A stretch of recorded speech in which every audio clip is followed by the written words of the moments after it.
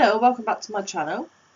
So today we are doing episode 16 of this series, which is running through the articles in the April 2021 edition of The Light, a truth paper available for free online on their website, thelightpaper.co.uk. So the article we're reading today is this one: Tanzanian president who refused COVID narrative dies, aged 61. And this was written by Michael Haynes.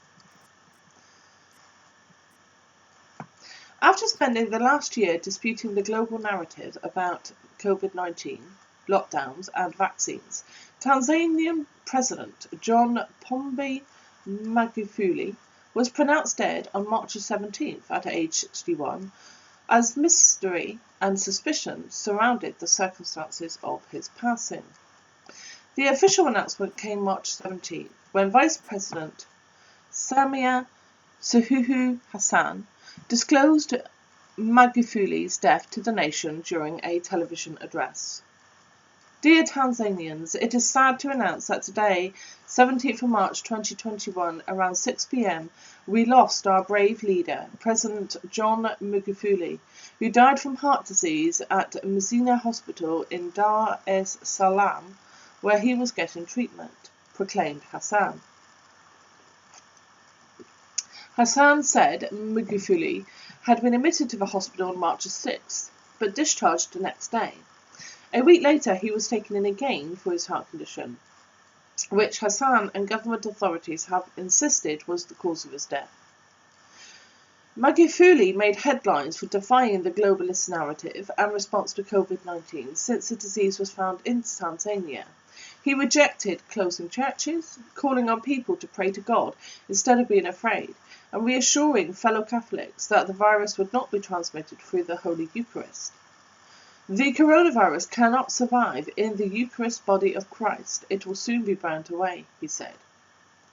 Contrary to the majority of the Western world, Magufuli declined to lock the country down, and the country has not reported any information about COVID-19 to the World Health Organization since April the 29th, 2020. On that day, 509 cases and 21 deaths were reported. In June, Magufuli declared that the country had eradicated the disease. Nor is this the only way that Tanzania's former president is likely to have angered globalist politicians. After PCR tests famously yielded positive results from a goat and a pawpaw, Magufuli rejected them as unreliable, saying they had technical errors.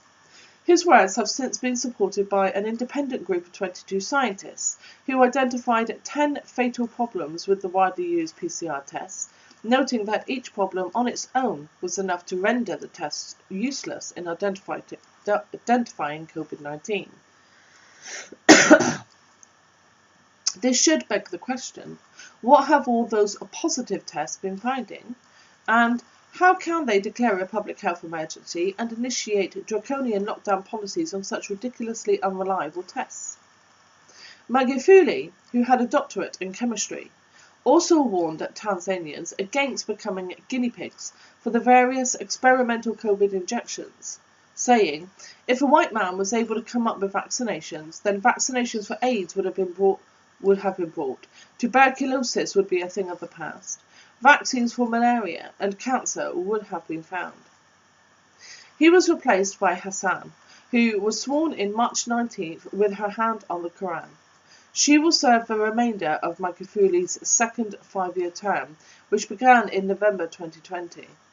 She was employed as a project manager for the UN's World Food Programme and is a member of Klaus Schwab's unelected policy-shaping World Economic Forum. Okay, thank you for listening. Hope you enjoyed that. Please like, share, subscribe, and I'll see you next time. Take care. Bye-bye.